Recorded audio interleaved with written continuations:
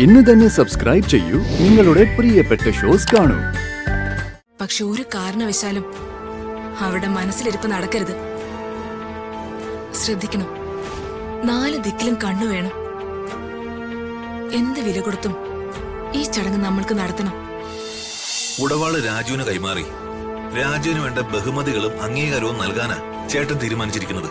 ഈശ്വര, സത്യാണോ ശേഖരേട്ടാ? അതെന്നെ. ഒരു കുടുംബത്തിലെ ഉടവാള് കൈമാറുക എന്ന് വെച്ചാ പിന്നെന്താ അതിനർത്ഥം?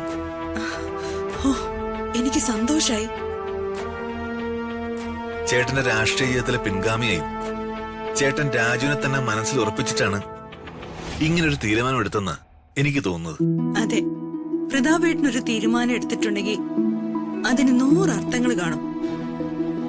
അല്ലെങ്കിലും ഋതുമോളുടെ ഭർത്താവാകാനും ഈ കുടുംബത്തിന്റെ പാരമ്പര്യം കാത്തു സൂക്ഷിക്കാനും പിന്മുറക്കാരനാവാനും പ്രതാപേട്ടന്റെ രാഷ്ട്രീയ പിൻഗാമിയാവാനും എല്ലാത്തിനും മറ്റാരേക്കാളും യോഗ്യൻ രാജു തന്നെയാ.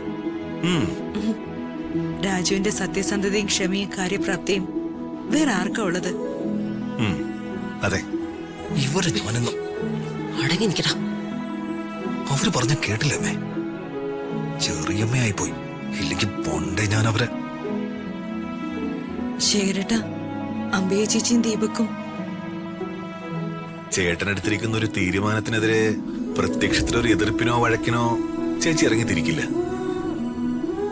പക്ഷേ ഉത്സവം മുടക്കാനും ഉടവാൾ കൈമാറ്റ ചടങ്ങ് നടത്താതിരിക്കാനും ചേച്ചി ആവുന്നത്ര പരിശ്രമിക്കും. അത് കുഴപ്പാവില്ലേ? കുഴപ്പാവും. രാജുവിനല്ല, ചേച്ചിക്ക് തന്നെ.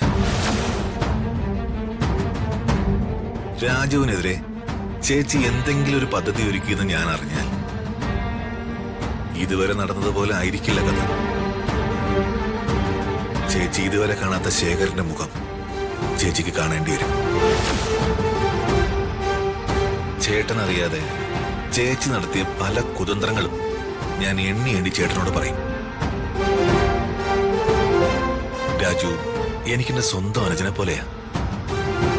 മനസ്സിൽ കാപ്പട്യമില്ലാത്ത അവനെ ഈ കുടുംബത്തിലെ കണക്കില്ലാത്ത സ്വത്തുക്കൾ കൈകാര്യം ചെയ്യാൻ കഴിയും. ദീപകിന്റെ കയ്യിലെങ്ങാനും ഇതൊക്കെ എത്തിയ അവനെല്ലാം മുടിക്കും. അത് സത്യശേഖരേട്ടാ, ഒരു കാരണവശാലും കാവിലെ ഉത്സവവും ചടങ്ങുകളും മുടങ്ങാതെ നമുക്ക് നോക്കണം. നീ വാ, നമുക്ക് ചില കാര്യങ്ങൾ വ്യക്തമായി പ്ലാൻ ചെയ്യാനുണ്ട്.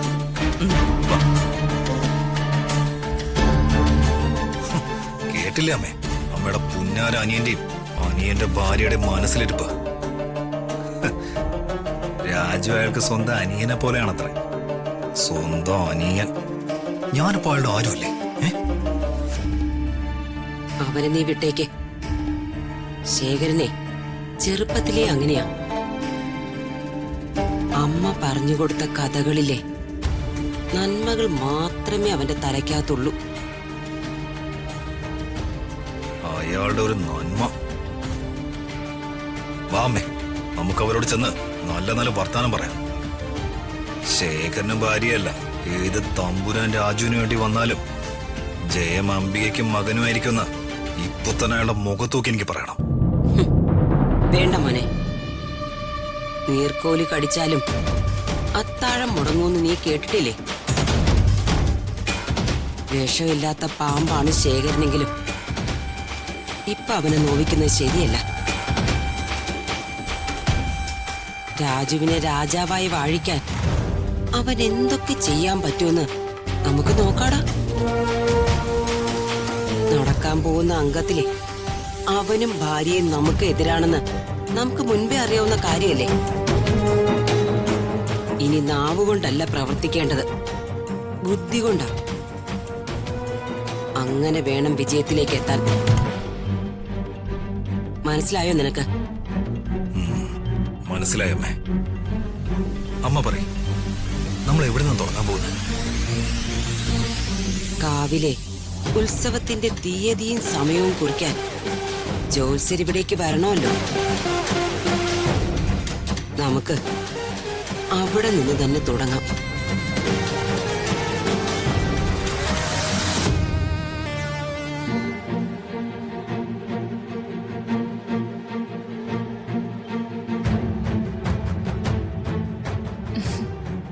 പത്മാവതി മാഡം കാത്തിരുന്ന് മുഷിഞ്ഞോ?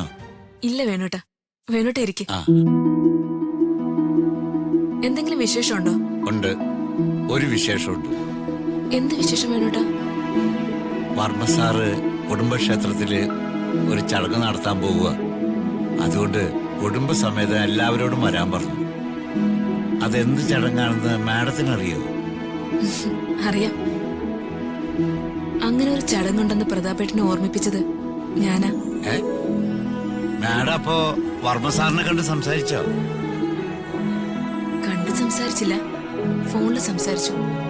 മാഡം എന്തൊക്കെയായി പറയണേ? ഈശ്വരാ, ഞാനെന്ത് സ്വപ്നം കാണുകയാണോ? ഇല്ല വേണുട്ടാ, ഞാൻ പ്രതാപേട്ടനെ വിളിച്ചത് എന്റെ പ്രൈവറ്റ് നമ്പറിൽ നിന്നാ. ഞാൻ ആരാണെന്ന് അദ്ദേഹത്തിന് മനസ്സിലായില്ല. എന്തിനാണ് കുടുംബക്ഷേത്രത്തിലെ ചടങ്ങ് നടത്തുന്നതെന്ന് വേണുവേട്ടന് അറിയാമോ? ഇല്ല, അങ്ങനെ വളരെയേറെ പ്രാധാന്യമുള്ള ഒരു ചടങ്ങാണ് അവിടെ നടക്കാൻ പോകുന്നതെന്ന് വർമ്മ സാർ എന്നോട് പറഞ്ഞിരുന്നില്ല. ആ കുടുംബത്തിന്റെ തന്നെ ഏറ്റവും പ്രധാനമായ തലമുറകളായി നടന്നുകൊണ്ടിരിക്കുന്ന ഒരു ചടങ്ങാണ് കുടുംബക്ഷേത്രത്തിന്റെ കാവില് നടക്കാൻ പോകുന്നത്. ഈ ചടങ്ങ് കഴിയുന്നതോടെ രാജു ഞങ്ങളുടെ കുടുംബത്തിലെ ഒരു പ്രധാന അംഗമാവും. പ്രധാന അംഗമെന്ന് പറഞ്ഞ റേഷൻ കാർഡിൽ പേര് ചേർക്കുന്ന പോലെ അല്ല. കുടുംബത്തിലെ എല്ലാ സ്വത്തുക്കളുടെ അവകാശി ഋതികയാ. കാവിലെ ചടങ്ങ് കഴിയുന്നതോടെ ഋതികയുടെ അതേ സ്ഥാനം കുടുംബത്തിലെ രാജുവിനും ലഭിക്കും.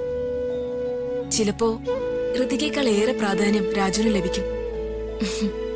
പ്രതാപേട്ടന്റെ രാഷ്ട്രീയ പിൻഗാമി രാജു ആയിരിക്കും. എന്താ മാഡം ഞാൻ ഈ കേക്കണത്? രാജുവിന്റെ ജാതകത്തില് രാജയോഗം ഉണ്ടായിരുന്നു. അപ്പൊ ഇതായിരുന്നു അല്ലേ എന്റെ മകന്റെ ജീവിതത്തില് കാലം അവനു വേണ്ടി കാത്തുവച്ച മഹാഭാഗ്യം. ഋതികയുടെ ജീവിതത്തിലേക്ക് വെളിച്ചവും രാജുവിന്റെ ജീവിതത്തില് ഉയർച്ചയും ഉണ്ടാവാൻ പോവാണ്. അംബിക മാഡത്തിന് ഈ ചടങ്ങുകളെ കുറിച്ച് അറിയില്ലേ?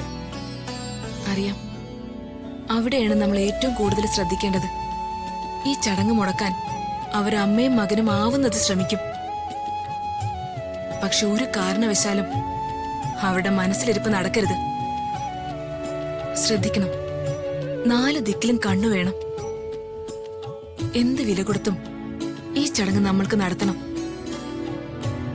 ഈ ചടങ്ങ് നടന്നു കഴിഞ്ഞാൽ പിന്നെ ഒരിക്കലും ഋതികയെ ഉപേക്ഷിക്കാനോ വേണ്ടെന്ന് വെക്കാനോ രാജുവിന് കഴിയില്ല.